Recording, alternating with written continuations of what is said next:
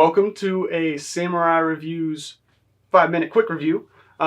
Today, we're focusing on the game Ghost of Tsushima. Damn it, let me say that again. Ghost of Tsushima. Ghost of Tsushima. Tsushima. What? I got this. Tsushima. No, Hushima. It's with the Wishima. TSU. There's a T! Tsushima. There's a T in it. Alright, Ghost of Tsushima. So, we've been playing that game plenty. Well, mostly me. I've put in about 24 plus hours into this game, and it has been extremely enjoyable. It's got an excellent story. The scenery is absolutely fantastic and probably the highlight of the game. And one of the better things or more surprising things that I really enjoyed was the combat. The combat is very fluid. It has a bunch of different samurai styles you can learn and use to adapt against different foes. It's very interactive and I really enjoy it. There's some bad, of course, though, as with any game. So this game has some pretty stupid AI, and at times it can absolutely ruin any challenge. If you just like stabbing people in a bush and then you just squat back down, they lose you, and then reset.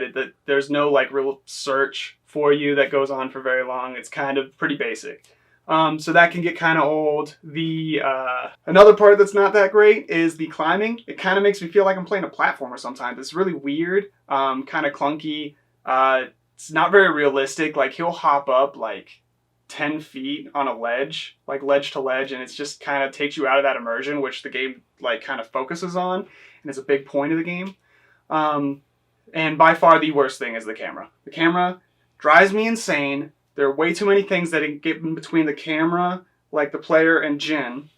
I've had like trees come in between me and the camera while I'm fighting like hordes of Mongols. It's just not very fun. And it really gets frustrating when you're on a roll and then just a tree gets in the way. Another thing about the trees, though, there's these forests that you can travel through, and I found out, unfortunately, not all those trees are actually there. I was trying to weave through them, and I realized I was like, wow, I'm really good at weaving through these trees. But no, I'm not really good. They're just not there. You can walk directly through a tree like it's not even there. Like they're ghost trees. They're Ghost of Tsushima trees. Ghost of Tsushima. And so that was kind of disappointing. Just kind of felt a little lazy. And again, takes you out of that immersion when you're just like bucking through a tree. It's kind of weird. But all things considered, this game is super fun. The story is very, very good. It's complex, and it sure has its times where it's kind of like, oh, that's kind of cliche. Like, did they really have to do that?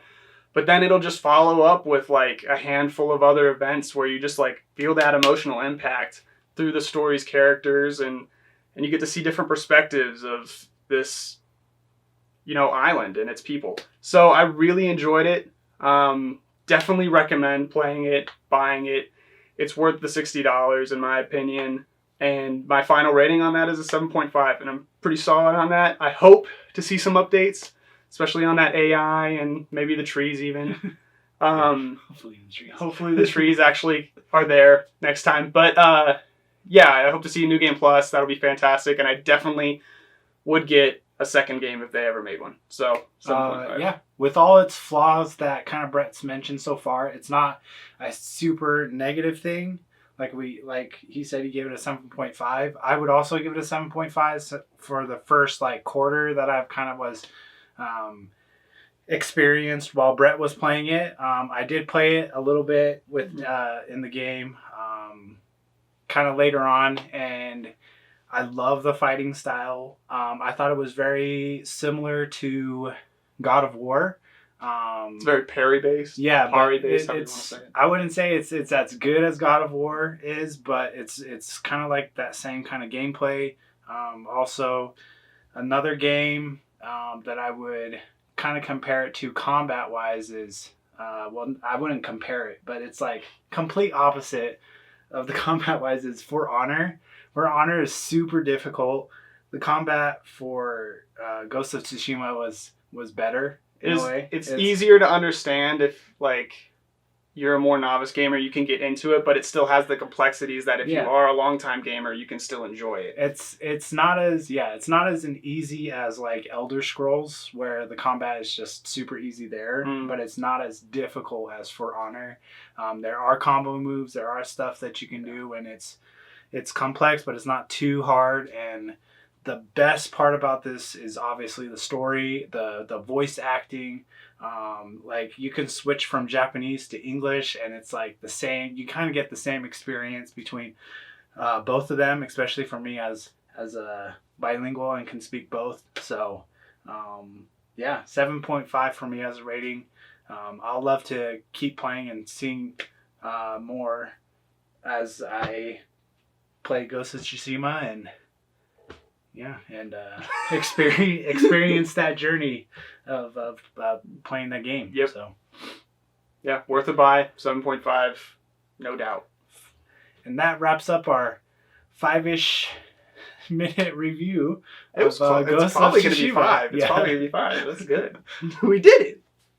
The 5-ish minute review of Ghost of Tsushima.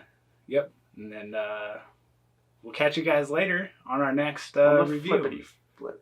Perfect.